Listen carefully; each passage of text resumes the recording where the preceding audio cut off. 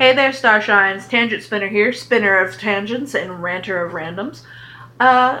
This is my second video. Those of you who watched the first one know that I'm still wearing the same clothes, and that's because this is taken the same day as the video, but not at the same time or directly after. It's been like a couple hours, giving everybody a chance to actually watch the video or anything like that. It's just an introductory video, so if you haven't watched it, that's fine. If you have watched it, yay!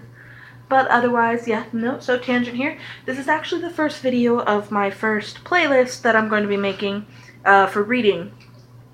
I'm going to start with the, I think it's called Raven the WebMage series. I don't know exactly what it's called, the series itself.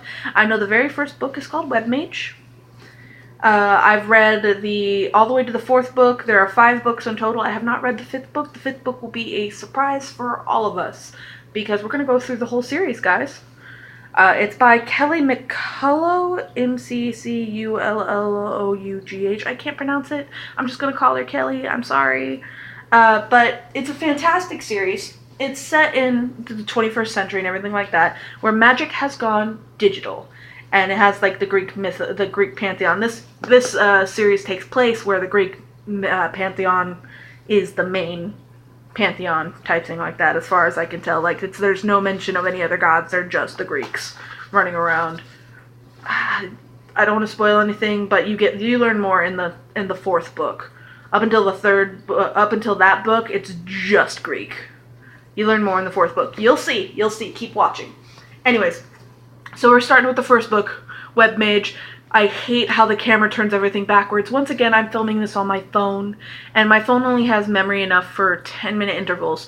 But luckily, I've downloaded an editing app that's actually specifically for YouTube videos, so you might see a little jibbity-bump at the 10-minute mark when it transfers over to the new one. But I'll try and stop and be like, and pause, and then I'll be like, and restart, or something like that.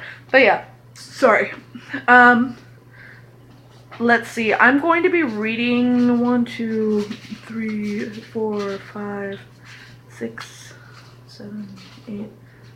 Yeah, I think I'm going to read the 1st and 2nd chapter, because the 1st chapter is 10 pages and the 2nd chapter is only like 5 or 6. So we'll see exactly how long this video will be. If I get through those 2 chapters pretty well, I'll read the 3rd one, which is the same length as the 2nd one, before calling it quits on this video, guys. So keep an eye out. Like, comment, subscribe. Of course, you guys know how YouTube works. I'm going to go ahead and read. So it says, WebMage magic is about to get an upgrade. Christopher Stasheff, who is the author of Saint Vidicon to the Rescue, says, the most enjoyable science fantasy book I've read in the last 4 years, on the cover. So, this is Raven, he's the main character. That's Melchior, his web goblin familiar, who turns into a laptop. I wish my dog could turn into a laptop or something, that'd be cool. Not my cat. My cat would be one of those laptops who would just transform into a cat in the middle of, like, before you could save everything, and then when he transforms back, it's all erased. Anyway, Alright, I'm going to read the summary now, guys. Even magic has to keep up with the times. Raven is not your average computer geek. A child of the fates, literally, he's a hacker extraordinaire who can zero in on the fatal flaw in any program. Now that 21st century magic has gone digital, that makes him a very talented sorcerer. But a world of problems is about to be downloaded on Raven, who's just trying to pass his college midterms. Great Aunt Atropos, one of the 3 fates, decides that humans having free will is really overrated, and plans to rid herself of the annoyance by coding a spell into the Fate Core, the servant that rules destiny. As a hacker, Raven is a big believer in free will, and when he not only refuses to debug her spell, but actively opposes her, all hell breaks loose. Even with the help of his familiar Melchior, a sexy sorceress who's also a mean programmer, and the Web Goblin Underground, it's going to be a close call. Raven's the main character, like I said. As it said, his Aunt Atropos. That's because his great to the nth degree grandmother is Lachesis. I can never remember the other ones. There's the creator, who's the one I can't remember. Lachesis is the one who measures the line, and Atropos is the one who cuts it. So if you're a fan of Disney Hercules, you've got the one who always holds the scissors. I think the short one, who's never in... The short, fat one, it would be Atropos. The short, skinny one would be the one I can't remember. And the Lachesis is the tall, scrawny one who's always like, no, we have to do this, type shit. Anyways, so yeah, I'm going to begin reading. I'm already a little over the 5-minute marker at this part. So again, remember, at like a 10-minute marker, there will be a little glitch or a little pause, return type thing like that. Anyways, so I'm going to be keeping an eye on that. Oh, her, the dedication says, "For Laura, my heart," which is really cute. Alright. Chapter 1. "Nothing here," said Melchior, his voice echoing from the depths of the ancient citrus wood chest. "Keep looking," I called back to my familiar, yanking another drawer from my many times great aunt's desk. "It's small. It could be anywhere." The spell was very tightly written and elegantly coded, embedded in a crystalline matrix of a memory jewel. It was beautiful. Even incomplete, it was the scariest thing I'd ever seen. Worse, it didn't seem to be anywhere in Atropos' suite. I shouldn't have been surprised. I'm sorry.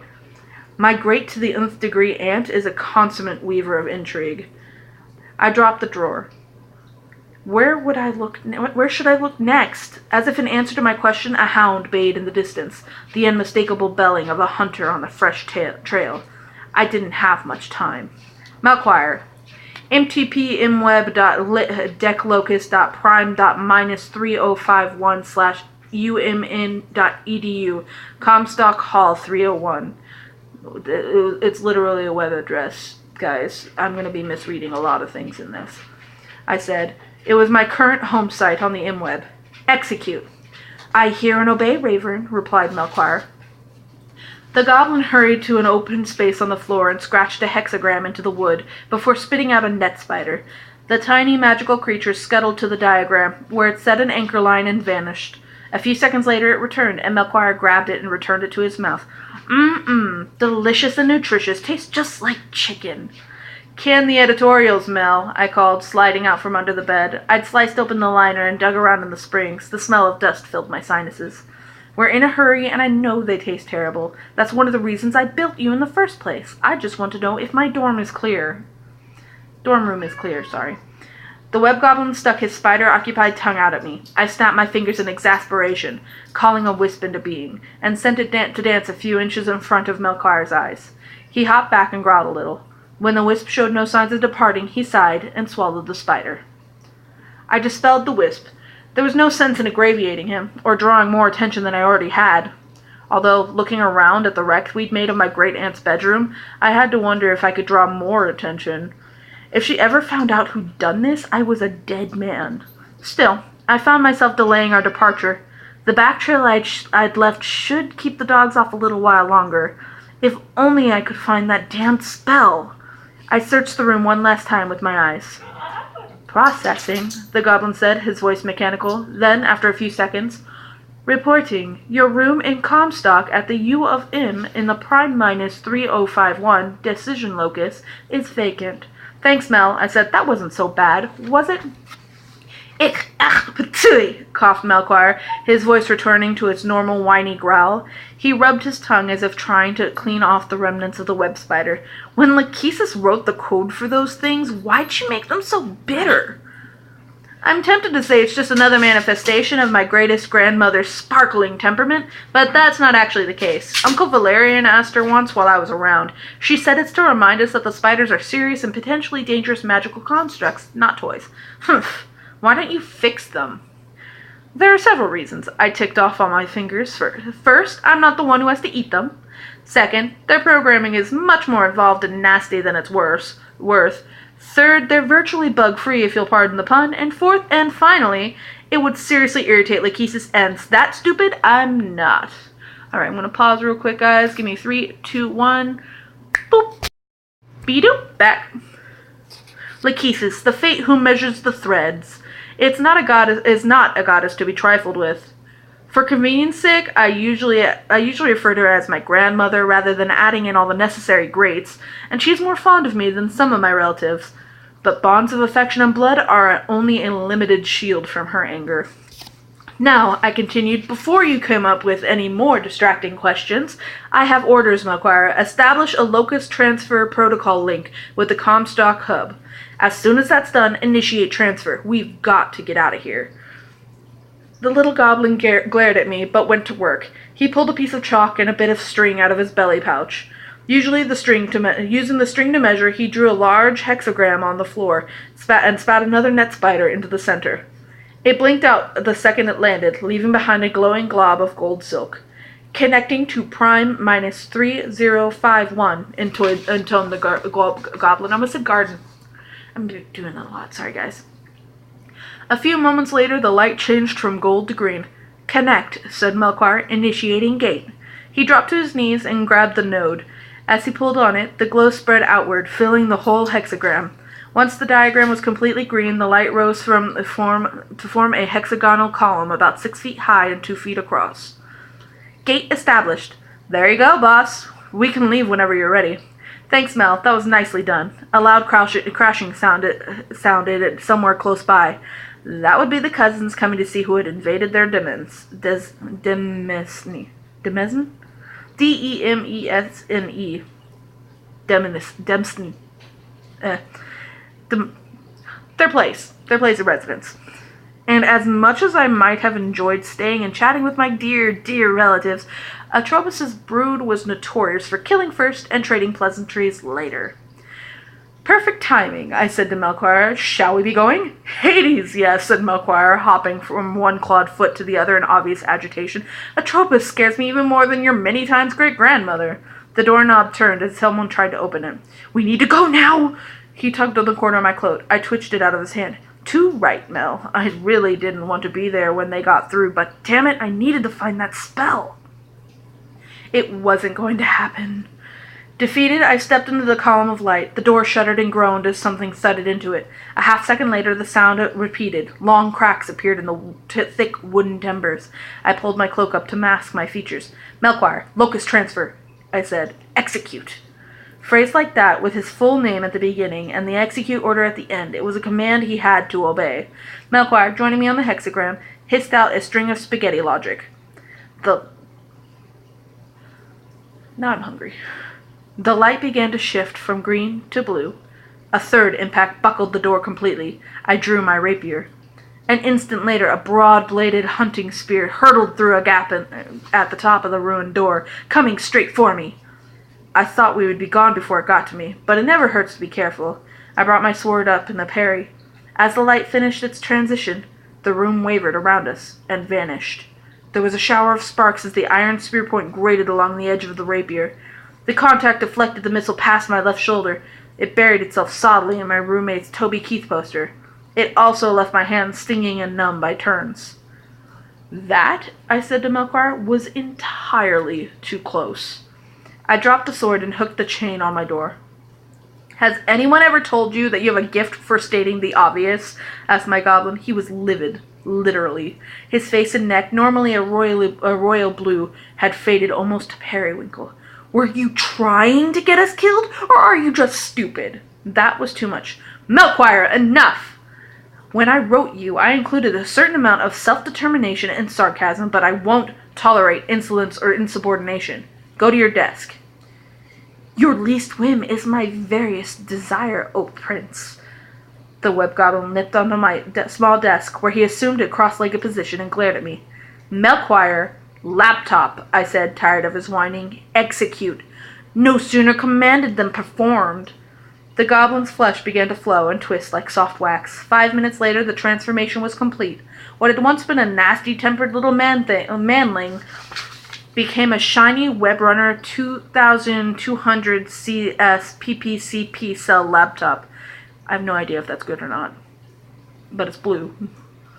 A small blue logo bearing a suspicious resemblance to Melchior was positioned below the screen on the left.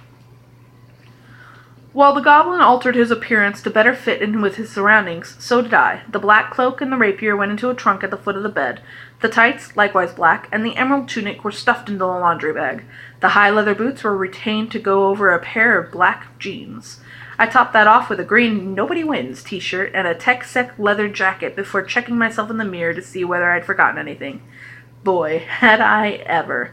Shit, I mumbled. The face that stared back at me was not one I could wear around here. I invoked the spell that rounded my slightly pointed ears and reshaped the vertical slits of my green eyes to more human circles. My long black hair, fine bone structure, and dead white skin I left intact. On a campus with as large a goth population as the U of M, they were normal enough to make concealing them a waste of magical resources, a cardinal sin in the House of Lachesis. That done, the transformation was complete. Prince Raven of the House of Lachesis, 67th in line for the throne, was gone. In his place was Ravi Latcher, a junior in classics and computer science, with midterms coming up. Atropos and her spell would have to wait. I'd given Lachesis my solemn word that I wouldn't miss another midterm, and breaking a promise to fate is an excellent way to end up as the subject of a Greek tragedy, even if you are a member of the family. I assuaged my conscience with the thought that Atropos hadn't been able to make the spell work yet. Otherwise, she would have never come to me. I'd have another go at finding it after my first test. Not enough to make me feel better, but the best I could do for the moment. Swearing under my breath, I turned and started stuffing the books into my shoulder bag. That's when I remembered the spear. Ran into it was more like the truth, but that's neither here nor there. Damn, if Rod found this thing here, I'd never hear the end of it. Pulling the weapon loose, I tossed it under the bed. That left a rip in the poster and a hole in the wall. It seemed an awful trivial concern just then, but anyone who'd ever had a touchy roommate would understand. Sighing, I flipped the cover of the laptop up and hit the spacebar. Enter password. Correct. Run Melchior. Execute. I hear and obey. The laptop shifted back into its webbed goblin form. What now? I didn't even have all of my bootables in the right place. That sounds like I almost said booty holes. You know I hate that. He can get in a real snit when that happens, and I didn't feel like picking a fight with my laptop 3 days before term papers are due. He could crash at the most inconvenient times when he was angry. Double checking the time. I know, I'm really sorry. You've been doing good work lately and I haven't been praising you enough, but I was supposed to meet my study group at the water library 10 minutes ago. I want you to fix Rod's poster, then catch up with me there. I don't see why you can't just do it yourself, because I don't have time to code a real spell, and if I just paste an illusion over it, I'll forget about it. Then the illusion will wear off at the most inconvenient possible time, and I'll end up having a huge argument with Rod. True.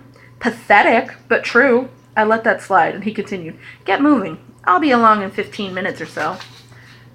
Great. I opened the door, then looked over my shoulder. Oh, and Melchior? Yes?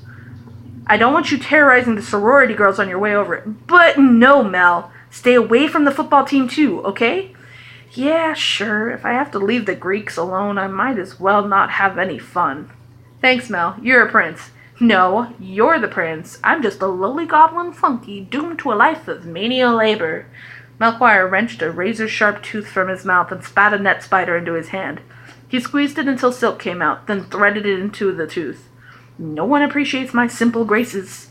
Goodbye, Mel. As Melchior began to sew up the rip in the poster, I ducked out and closed the door. Then I took the back stairs 3 at a time. When I hit the campus mall, I sprinted. The mall was lined with vaguely classical buildings. My family's early Greek worshippers would have recognized the style, though they'd have wondered why everything was oversized and rendered in a stark gray granite or boring beige sandstone. It was October, one of the good ones, and the air was crisp but not icy. In the clear fall air, the full moon seemed close enough to touch, and the smell of dried leaves and dying grass were enough to paint a grin on my lips. There was nothing like fall in Minnesota, even with the threat of Atropos' spell hanging over everything. Okay, guys, I'm going to pause it real quick. So pause, give me 3, 2, 1. And we're back. Melchior caught up to me as I was dashing up to the library steps. Somehow, he'd gotten there ahead of me. Boss, he whispered loudly from behind the pillar. Hey, boss! I turned, startled. He'd gotten there too fast. How'd you manage to fix the poster so quickly? I looked around to make sure that none of the local human population was close enough to see me talking to a mythical creature. Together, we slid into the deep shadows at the edge of the building. I didn't fix the poster, said Melchior. He raised the closed hand to forestall my complaint. We have much bigger problems than an annoyed roommate. This came through into the room after you left. He opened the hand, and it was a small, broken thing. A net spider. I took it and popped it into my mouth. The flavor was even worse than the ones my grandmother had coated. It was also familiar. Atropos, I whispered. I was stunned. I'd been very careful not to leave any identifying marks, and I didn't think anything could have backtracked me. This came from my cousins, or worse, my great-aunt. Are you jamming? As much as possible, but they're using some pretty heavy code-breaking algorithms. Their web hounds will have us locked down within 10 minutes. I guess I'm gonna have to take a pass on my study night. I said, Melchior, bug out. Execute. Executing, said the goblin. Waiting for connection. There was a long pause. Lachesis, web system connect denied. What? Melchior is unable to create an in-web socket connection, he said. The system may be down, or there may be insufficient system resources at this time. Try again later. We were being counter-jammed. That was very bad. It meant that they had me at least partially localized. It also meant Atropos was directly involved. It would take her authority to seal access to a whole node or band of nodes. If she knew it was me... Right, Melchior, side door. Execute. The goblin's eyes glazed over and a low hum emerged from his mouth. After a moment, he spoke again. Unable to open carrier wave connection.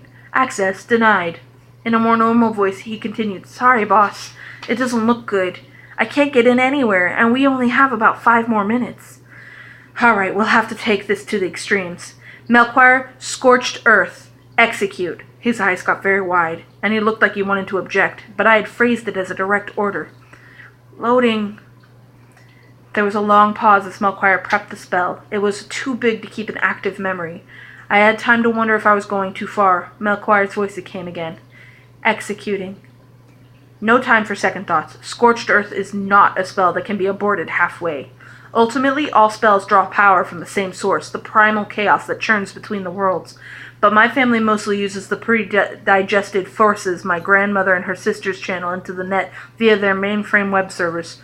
Scorched Earth isn't like that. It taps directly into the interworld chaos.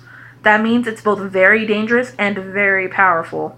It also means I don't have the web access to run it. Melchior's voice interrupted my... I don't have to have web access to run it. Melchior's voice interrupted my train of thought. Scorched Earth successfully implemented, he said. With those simple words, the nastiest virus I had yet coded was released into the MWeb. If it worked, it would scramble the routers for my whole node band and put my great-aunt's webhound smack in the middle of a data storm. There was no way they'd be able to track me through that. There was even a chance of completely fragging them. Boss, said Melchior. Yes. What is it, Mel? I just lost contact with the carrier wave. I thought you couldn't get in. I couldn't, but that's not what I meant. I mean, it just cut out completely. It can't do that unless... I trailed off as a really ugly thought occurred to me. I looked at Melchior, and he nodded. There's no carrier wave and no MWeb line, he said. I can't even get a ping off the backbone. I think we just took the entire net down, boss. Sweet necessity, I murmured.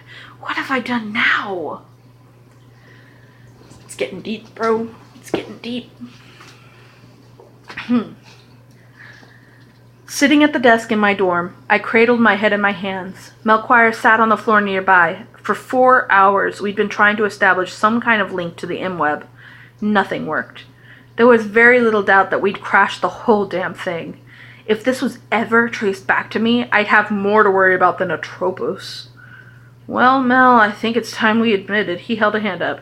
He cocked a long, pointed ear this way and that for a few minutes, then got up and walked to the network jack in the wall.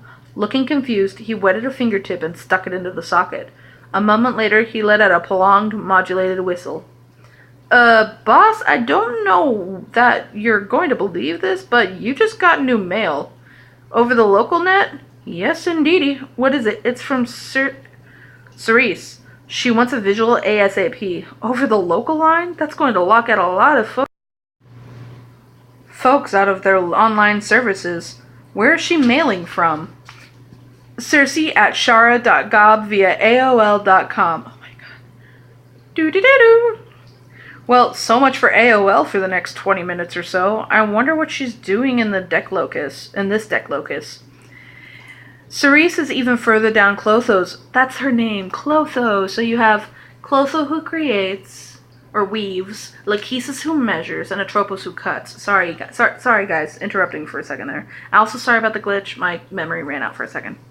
And Clotho's bloodline, that I am Lachesis, making us something like 47th cousins and barely related, but we're of an age and have been friends since our teens.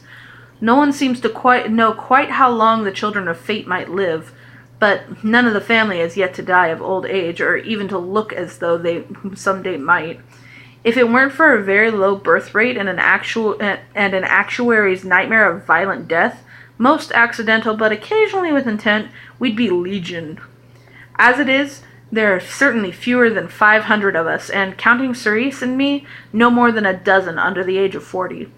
Since I thought she was home in Clotho's domain working on a hardware recycling project, she'd been rather intensive about late. Finding her here seemed almost too odd. Melchior, V-Link, Ravern at melchior.gob via umn.edu to Cerise at shara.gob via aol.com. Execute. Aye, searching for shara.gob. I used the brief pause that followed to drop the spell that altered my appearance. Contact, waiting for response with shara.gob. Lock. Annexing extra bandwidth. VTP linking initiated. Melchior opened his eyes and mouth wide. 3 beams of light, green, blue, and red, shot forth from his orifices, intersecting at a point several feet in front of his face. A translucent golden globe appeared in the juncture. It fogged, then filled with a 3-dimensional image of a strikingly beautiful young woman. Her hair was so pale as to be almost white. Aside from that, her features bore a strong resemblance to my own, the primary difference being that on her own they looked better. She was wearing some sort of formal court gown and a taffeta that seemed to shift from red to gold depending on how the light hit it. It was very low cut, but a half jacket prevented it from being indecent. Cerise, my darling, I said, you're as ravishing as ever. It's an absolute pleasure to rest my weary eyes on your delightful features once more. Even under these circumstances, I couldn't help but be pleased to see her. Charming as always, Ravern, your absence must be sorely felt at your grandmother's court. Alas, I think not. While Lachesis has some fondness for me, it seems to be in inverse proportion to my proximity. I suspect that my manner charms less than my nature offends. Speaking of which, said Cerise, shifting from courtly circumlocution to businesslike directness, you have a major problem. Oh, I replied. The changing gears was jarring. Look, I know family politics calls for a lot of polite nonsense and frills before finally broaching the real subject for conversation, but you just don't have the time. All right, I'm willing to dispense with formality. I was dying to ask how you happened to be in this particular deck locus in the exact moment anyway. I thought you were home. I was until 20 minutes ago. But she cut me off smoothly. Yes, I know, the net's down. I hacked into Clotho's mainframe and used it to open a single-use one-way gate. That must have been a cast iron bitch. She smiled. It wasn't that bad. You're not the only competent coder in this generation. But I didn't call to exchange hacking tricks. I called to let you know you're in hot water all the way up to your eyeballs. How hot? I asked glumly. Atropos wants your head. Sweat popped up along my brow line. But over an open link, I didn't dare talk about what was going on. Also, as much as I liked Circe, on this topic, I didn't dare trust any of Fate's children. Besides, there was no way she'd believe the truth. That's not news, I said, leaning back in my chair and trying to look relaxed. Atropos has always held a special black little place in her heart for me. It's because of my hacking. She writes lousy security algorithms, then blames me when I demonstrate it for her.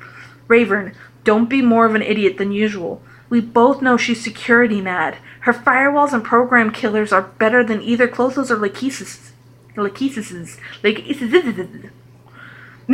you're an egotistical bastard, and Atropos is the only opponent you think is worth your effort. Unfortunately, you haven't the wit to crack them without leaving a...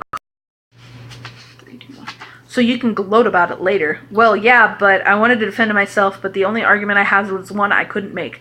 But me, no buts. As I said, you haven't the time. Not after you crashed the whole net. That wasn't smart. It wasn't actually my intention. Intention or not, that was the result. And it's given Atropos the opportunity she's been waiting for.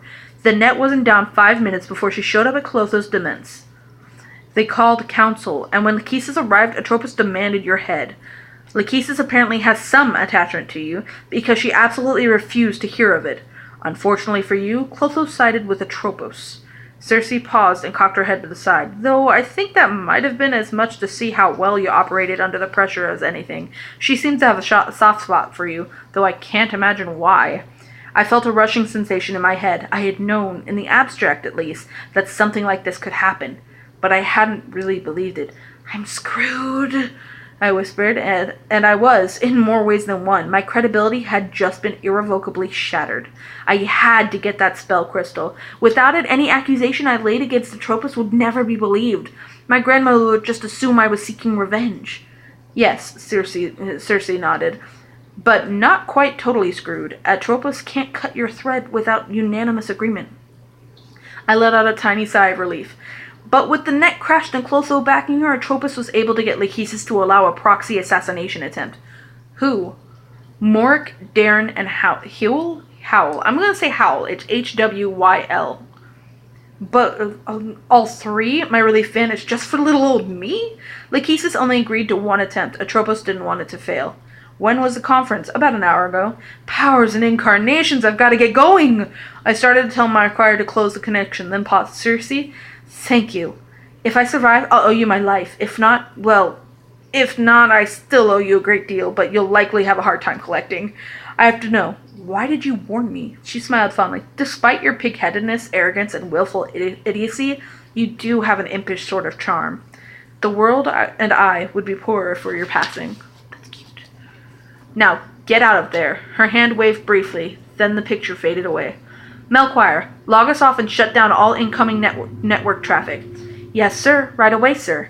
Will we be running away now, sir? Damn straight we'll be running away. So much for the promise I'd given Lachesis to improve my grades.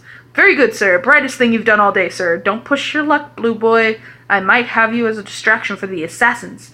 Now, Mel, I want you to... Chaos and discord! It hit me like a ton of bricks. I'm not sure I'm familiar with that one, boss. Mel, the net's down. The hit team will be coming the same way Circe did. We have no way of knowing when they'll arrive. For that matter, they could be here already. The impulse to run out the door was almost overwhelming. I choked it down. I had to run, but I had to run smart. Moving as quickly as possible, I grabbed my rapier and a left-handed shoulder holster out of my trunk. When those were strapped on, I leaned down and tapped the combination into my speed draw gun safe bolted in the underside of my bed. The drawer popped open, and I pulled out my beat-on but much-loved Colt 45. Colt 45 and 2 zigzags. Before holstering the old model 1911. I don't know what that one is. I worked the slide to chamber around, flipped the safety on, and popped the clip. Then I loaded another bullet and returned the clip to the pistol.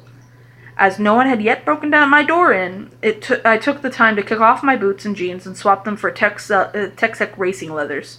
Finally, I grabbed my shoulder bag I kept packed for emergencies. Come on, Melchior. I opened the flap of my bag. Let's go. It's about time, replied the goblin as he climbed into the bag. You were moving so slowly I thought you were going to put down roots. Listen, I began, then thought better of it. Later, if I'm still alive, I'm going to rework your OS. I snatched my motorcycle helmet and gauntlets and opened the door. I'm going to go ahead and stop. That's the end of chapter 1, because my memory's running out and I need to edit this video as best as I can on my little app thing.